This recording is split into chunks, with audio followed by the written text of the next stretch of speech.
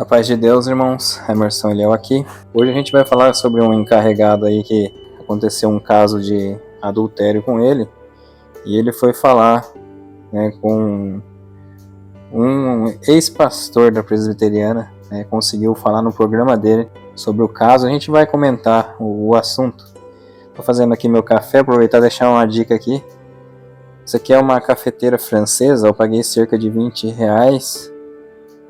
É uma cafeteira muito boa, porque você consegue fazer café até para até 4 pessoas. Alguns conhecem, né? Sei que alguns já podem conhecer, mas uma dica aí que eu tô fazendo meu café aqui. Tô aquecendo a água. Eu gosto bastante de café, irmãos. Comprei até esse bule aqui, ó, com esse bico já apropriado para passar o café. E eu ficava vendo o pessoal da cafeteria fazendo café com esse bico aqui, né? Que é bico de ganso, que alguns falam, né? E aí eu falei, preciso comprar uma dessa aí pra mim. Eu comprei essa aqui também pela internet. Não foi tão caro porque não é original, embora seja bem bonito, mas não é original. E aqui funciona assim, ó, coloquei um pouco do pó ali, aí eu vou pôr a água, já posso pôr a água com açúcar, e eu uso esse êmbolo aqui, ó. Esse aqui é o êmbolo dela, tem uma peneirinha. Eu coloco a água ali e eu separo o pó embaixo. Conforme desce aqui, o pó fica embaixo. Também, eu estou usando esse caboclo aqui. Esse café é um café aqui da nossa região, um café bom, em preço em conta, é um café muito bom. Mas às vezes eu uso esse em grão aqui, que daí já é mais caro, né, irmãos? Eu comprei esses tubetes aqui para guardar eles, ó, na medida certa, que é para o nosso café da manhã aqui.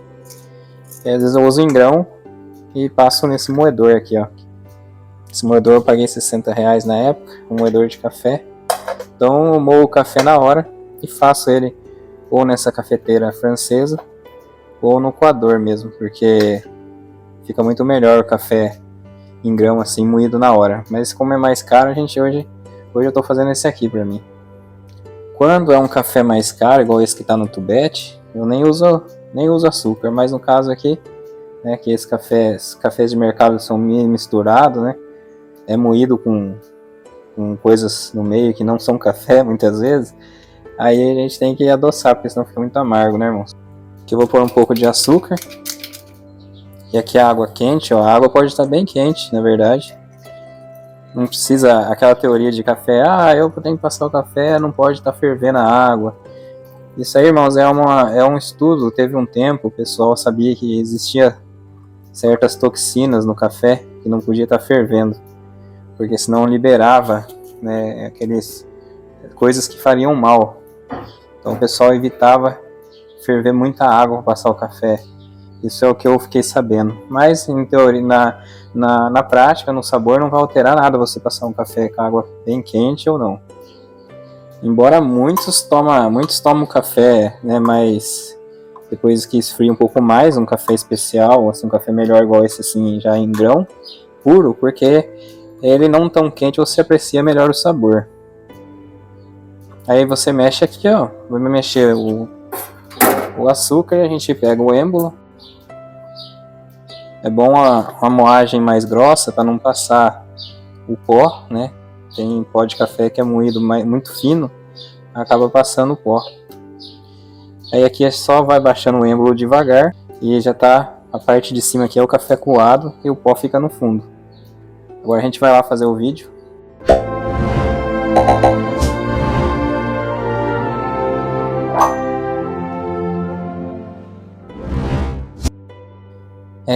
O que acontece muitas vezes, irmãos, quando a gente vai falar sobre graça, sobre salvação, sobre estarmos congregados, como eu congrego, desde que nasci, meus pais já levavam eu na congregação, virei músico. A gente absorveu muitas coisas, eu já vi num comentário aí uma irmã falar, desde que eu tô na congregação eu só vi coisas boas. Eu só vi coisas boas, não vi nada de errado.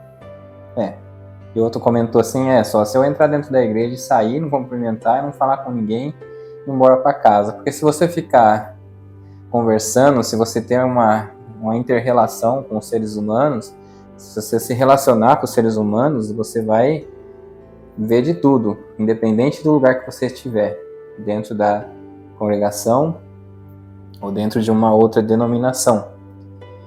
E o que ocorre muitas vezes, né, é esse julgo através da própria liderança em algumas regiões. Não são todas as regiões, mas em muitas regiões ocorre aqueles que eles passam de cima de um púlpito ou da liderança já esse ar de julgamento, né, para com o próximo, sem passar que todos os meros mortais estão sujeitos a seus erros e seus tropeços. Às vezes alguns se considera melhor que o outro que pecou, né? É uma questão de medir o pecado, como o fariseu fazia, né?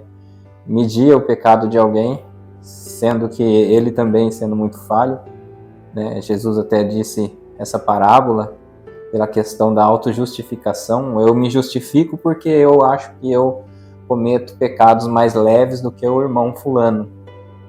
O irmão fulano fez algo errado, grave, e eu só cometo minhas falhas, né? Eu menti um pouco ali, ganhei num negócio aqui, né? Trapacei ali, eu criei confusão no meu trabalho, eu persegui alguém, mas é por falha minha, né? Eu não cometi pecados. Muitos vai pensar dessa maneira. E a gente tende a criar em nós um modelo de julgamento por medo, né, de condenação. Você não está salvo muitas vezes pela graça de Jesus Cristo, mas por barganha com Deus, porque você tem medo de um fogo eterno, né? Vamos falar, tem medo do inferno. Aí então eu me justifico diante de Deus, porque eu quero ser salvo, né? É diferente a renovação espiritual, né? A entrega a Jesus Cristo, o seu renovo, ele acontece de tal maneira que você se preocupa mais com o seu próximo, você ama mais ele do que você mesmo. Então você não se preocupa com Deus, né, de como você vai, do que Deus vai fazer com você. Você se regenerou, você foi resgatado de uma vida pecaminosa e uma vida maldosa nesse mundo cheio de ilusão. E muitas vezes, irmãos, o que acontece é que esse sentimento, ele de restauração, ele não está bem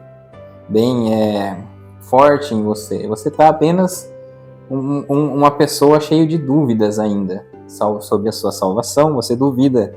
Então você ainda tem que fazer coisas para se achegar até ela, para se achegar até a salvação. É o que ocorre muitas vezes aí com alguns irmãos que pensam ainda na salvação por obras, que a congregação, graças a Deus, está ensinando diferente, está começando a passar outros ensinamentos. Mas para ela se reerguer e ficar mais forte, ela precisa passar a assumir que errou certas coisas que está consertando agora, que estava errado no entendimento. E muitas vezes estava errado no entendimento justamente por essas falas que vêm do púlpito que não pode estudar as Escrituras. Você não pode estudar as Escrituras tendenciosamente, como outras igrejas calvinistas, outras igrejas que têm umas ideologias que não te vai agregar na salvação, muito pelo contrário, pode ser que distorça o modelo de salvação que você tinha antes, né? E te leve para um caminho errado, talvez. Então você evita teologias tendenciosas, muitas vezes, que não está te agregando na fé e na espiritualidade. Entretanto, se você também não estudar, vai ficar como muitos irmãos, né? Se você não, eu vou falar examinar para os irmãos não assustar muito. Se você não examinar as Escrituras, vai ficar com muitos irmãos falar, eu nem entendo o que está na Bíblia. Eu não leio a Bíblia. Eu já ouvi isso de muita gente, irmãos, muita gente. Eu não leio a Bíblia, eu não estou falando nem da congregação, não. Lugares no trabalho, pessoas que são católicos, falam, eu não leio a Bíblia porque eu não entendo ela. Né? E aí você pega, vamos examinar as Escrituras. Qual a melhor maneira de examinar? Às vezes alguns vão lá numa Bíblia atualizada, com a linguagem dos dias de hoje, por exemplo. Tem a Bíblia Viva, né? Tem a nova tradução com a linguagem do dia de hoje, versão internacional. Então essas Bíblias, ela fala a mesma coisa que está lá, não precisa se assustar, falar que está lendo outra Bíblia. É a mesma coisa, só que com a linguagem que você conversa entre as pessoas. Para você entender melhor, você pode até conferir com a outra depois. Isso é examinar. E se não ocorrer isso, passa muitos anos, a congregação levou para, por exemplo, acertar o tal pecado de morte, né? Essa fala de que alguns ali acontecia na igreja um pecado, ele era excluído no último banco, por exemplo, um pecado sexual. Esse é um dos erros de falta de estudar as Escrituras, que não vê que em Gálatas 5:19 em diante, está todos os pecados juntos na mesma medida. Mas aí eles liam o pecado sexual como mais grave, né? E excluíam essa pessoa, pecou de morte, ou seja, essa pessoa já era, né? Ela pecou, morreu. Aí tá no banco da misericórdia, ficava ali excluída. Se as pessoas saíssem da igreja, ninguém ligava, ninguém tava nem aí. Era até melhor para alguns fariseus que essas pessoas saíssem. Eles gostavam que saíssem, na verdade, né?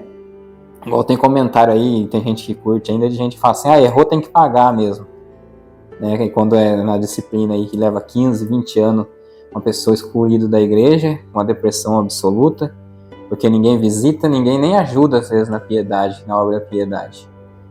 E aí ocorre esse descaso, né, com as Escrituras e com a fé em Jesus Cristo e a graça do nosso Senhor Jesus Cristo. É, na verdade, jogado fora através de uma blasfêmia contra o próprio Espírito Santo, né? Porque se Deus deixou as Escrituras através do Espírito e você distorce ela, porque a Bíblia fala que não há aquele que não peque, né? E se alguém diz que não tem pecado, é mentiroso. E ainda fala que Jesus é o advogado, né? Daquele um que peca. E se você fala assim, eu não peco, eu só cometo falhas. Mas a Bíblia fala dos que pecam, né? E então, aí tem a disciplina. Ok, tem a disciplina daquele que erra e não quer mais se restaurar, não quer voltar atrás. Ele está errando, mas não está nem aí, ele acha que está normal, cometendo o seu pecado, vivendo uma vida de pecado, depois de ser restaurado por Jesus Cristo, né? Que deveria haver um renovo na vida dele, o pecado tem que se afastar dessa pessoa, porque ele não tem mais sentido algum viver no pecado. Mas essa pessoa quer viver no pecado, aí sim tem a disciplina. A gente vê em 1 Coríntios, né, na questão do aquele que era incestuoso, que teve a separação da igreja, o processo de disciplina para que ele voltasse atrás. E muitos que leem a Bíblia e examinam, entendem que 2 Coríntios 2, capítulo 2, ele volta ali para tentar restaurar ele diante da igreja para não dar no que o inimigo quer, que é justamente o que cometeram por muitos anos na denominação, excluindo pessoas, não estando nem aí para essa pessoa mais se ela sair ou não, né? São pessoas que não foi resgatada por Jesus Cristo, não tem amor nenhum com o próximo, ou deixa de amar de uma hora para outra, porque se Deus disse que nada pode separar, né? Na própria Escritura ficou que nada pode separar o homem do amor de Deus. Então, como que o homem que tem que amar o próximo como a ti mesmo, esse homem julga aquele pecado dele e depois já não ama mais, não tá nem aí, passa de largo, muda de lado da rua quando passa. É muitas coisas que acontecem, irmãos, que a gente vai falando no decorrer dos vídeos. E agora nesse vídeo eu vou deixar aqui um encarregado que ocorreu um adultério na vida dele, a esposa perdoou, houve uma conversa, houve a confusão toda que claro que ocorre, mas ele, né, foi perdoado pela esposa. Entretanto, no ministério ocorreu aquilo que, né, deveria ser uma disciplina, um processo disciplinar, mas é claro que uma pessoa dessa é excluída, eles não sabem como funciona. E aí ele foi e conseguiu falar com Caio Fábio. Caio Fábio, muitos julgam ele, né, porque há muitos anos atrás, um homem muito conhecido, né, ele era conselheiro de presidente, até ele também ocorreu um adultério na vida dele, ele resolveu sair da igreja, porque algum tempo depois queriam que ele voltasse, mas ele não concordou, porque ele sabia que ali tinha muitos que estavam fazendo a mesma coisa, ocorreu esses erros na vida dele e eles continuam na liderança, então ele não concordou com aquilo, em não poder assumir, reconhecer o erro e voltar lá, eles queriam que ele escondesse. E Caio Fábio liderou um grande grupo aí, que os irmãos conhecem como os desigrejados.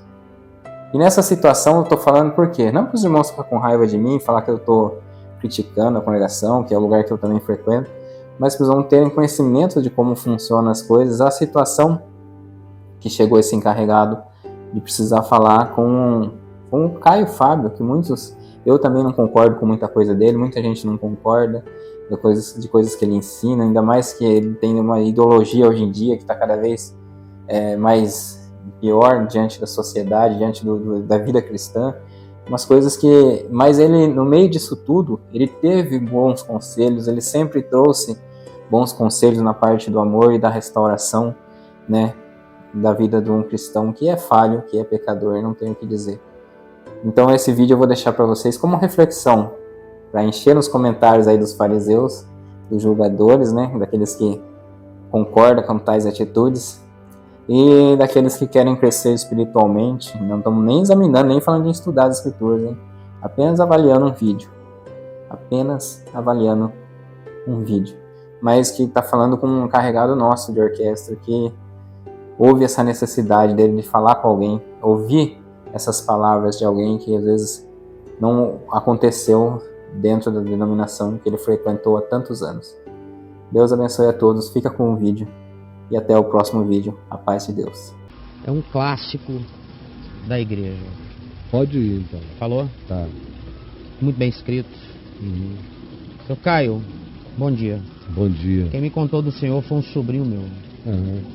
Ele pediu para te contar o que está acontecendo comigo. Eu sou do Paraná, casado, empresário, pai de 3 filhos e tenho 5 netos. Casado, Tá? empresário, pai de 3 filhos e avô de 5 netos.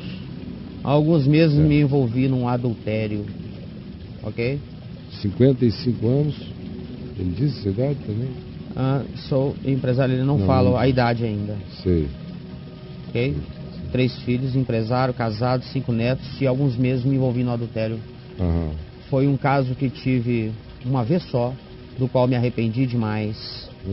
Um momento de fraqueza mesmo. Sei. Minha consciência não permitiu que eu mentisse. E eu contei para minha esposa. Aham.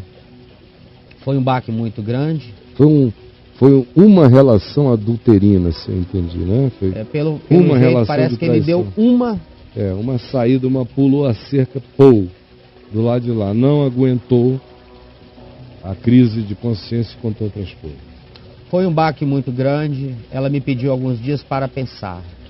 Passamos a dormir separados até que ela decidiu por me perdoar e me dar uma nova chance. Já temos 40 anos de casados e sempre fui fiel a ela até este momento do adultério. Ele deve ter mais de 50 anos, 60. 40 de casados, tem pelo menos aí 60 e alguma coisa, né? 60 e pouco. Sei que pequei diante de Deus, mas quero levar minha vida adiante e minha esposa me perdoou também.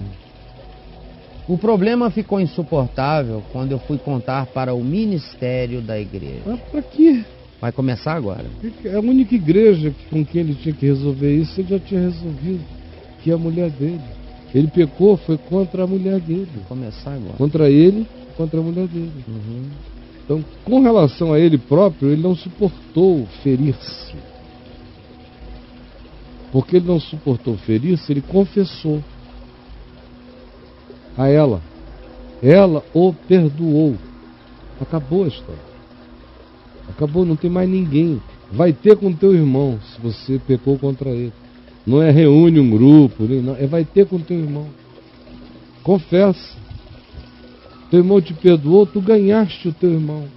E acabou a história. Nada além disso no Evangelho. Quando termina aí, acaba aí. E aí? Mas a história dele começa agora. Então vamos lá. O problema ficou insuportável quando eu fui contar para o ministério da igreja. Isso. Sou membro da CCB. Isso. Cooperador da minha... Congregação Cristã do Brasil. Né? Cooperador da minha comunidade ficou escandalizado e disse que iria conversar com o ancião que toma conta da igreja. Sei. Eles marcaram uma reunião para mim e para minha esposa e nós fomos. Isso. Lá nessa reunião me foi dito que eu perdi a liberdade. Olha isso, cara. Não posso mais chamar hinos, ou clamar, ou cantar, eles querem chamar. Porque ele tem um culto lá. Chamar mesmo? Onde as pessoas... A congregação cristã é uma congregação. No passado era assim. E ela tinha uma liturgia, no passado, quando começou, muito sincera, muito bonita. Um fenômeno bonito. Há 80 anos atrás, lindo. E quando vira um fim em si mesmo, se corrompe. Começou como uma coisa bonita. E uma das expressões litúrgicas deles é essa aqui. Como dizem em 1 Coríntios, no capítulo 14, quando se reúnem, quando vos reunis, irmãos, um traz profecia, um traz ensino, um traz cânticos espirituais, o outro traz salmos. Então tem uma variedade de dinâmicas na liturgia. E o que os anciãos lá disseram a ele foi: você está impedido de participar dessa dinâmica litúrgica. Quer ver? Continue. Não posso mais chamar hinos, orar ou testemunhar nos cultos. Isso. Devo deixar de tocar meu instrumento, que toco desde os meus 13 anos de idade. E também não poderei mais ser encarregado da orquestra. Isso me doeu muito. Eu imagino. Eu tenho foi quase a vida toda dele, né? Eu tenho quase 50 anos de músico na igreja. E é meu prazer louvar a Deus. Aí, essa idade dele é essa. Ele está na faixa dos 60, 63, 64, 65. Mas minha maior aflição... Perdão. Eu perdi. Tenho quase 50 anos de músico na igreja e é meu prazer louvar a Deus. Porém, eu fui ensinado a vida inteira que adultério é pecado de morte e por isso sei que devo pagar para Deus. Pecado de morte. Me perdoar no julgamento do último dia. Pecado de morte é pecado contra o Espírito Santo. Esse é o pecado único que não tem perdão. Todo pecado tem perdão. Todo. E quem é que decide quando alguém pecou para a morte ou não pecou para a morte? É só Deus que conhece o coração. Não é o ato do cara. Não é a ação, não foi a ação ou o ato cometido. Tem 1 trilhão de outras coisas implicadas, sobretudo tem a ver com a atitude perversa do coração. Você sabe que não foi o seu caso. Jamais seria, meu irmão. Nem de longe você pecou para a morte. Nem de longe, em nome de Jesus. Eu repreendo esse demônio mentiroso, botando essas gravidades do inferno, da irrecuperabilidade no coração de vocês. Isso sim é uma semente de morte plantada no coração de um homem do bem. Não, eu não aceito. Eu não aceito, eu rejeito isso na tua vida. E aí?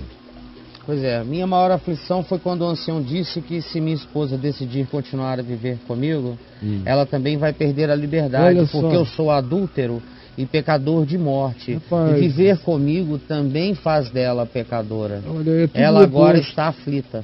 Agora é o oposto, né? Paulo diz em 1 Coríntios 7 que a mulher crente, quando decide viver com o marido descrente consensualmente, a mulher crente santifica o convívio com o marido descrente.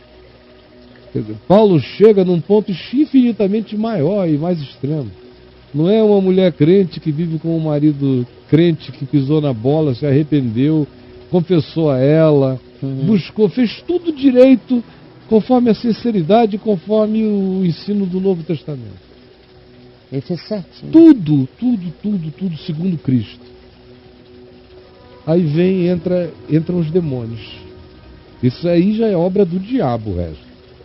Entram os demônios. Meu Deus. E chega no ponto em que Paulo diz, ora, a mulher crente santifica o marido descrente. Nesse caso não, é um marido crente, gente boa, que se arrependeu, que viveu uma vida limpa, íntegra, a vida toda. E ele não tem nada, ele não está respondendo a Deus, nem a mulher dele, com Deus, com a mulher dele, isso já está vencido há muito tempo. O único problema dele é com os demônios humanos.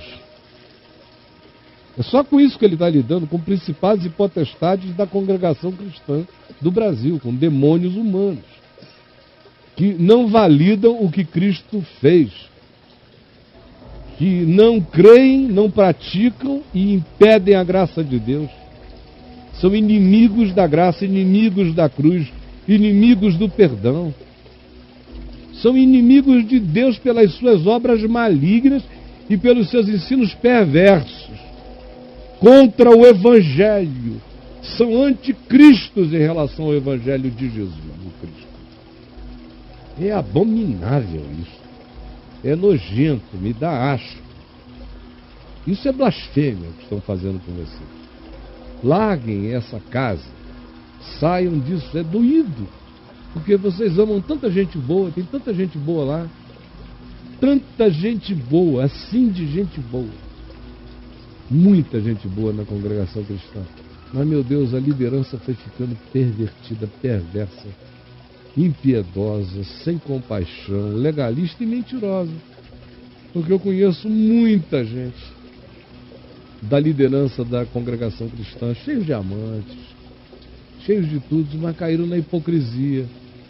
Eles escondem o pecado e punem o do próximo.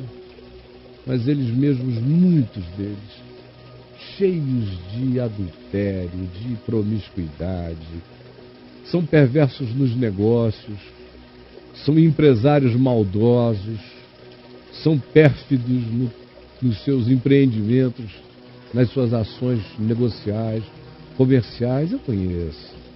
Vocês sabem que eu conheço.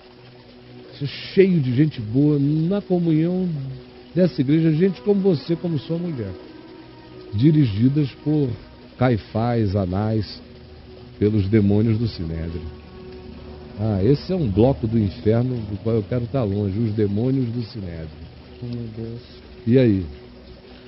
Ela me perdoou, minha mulher, sabe, Caio? E quer viver comigo.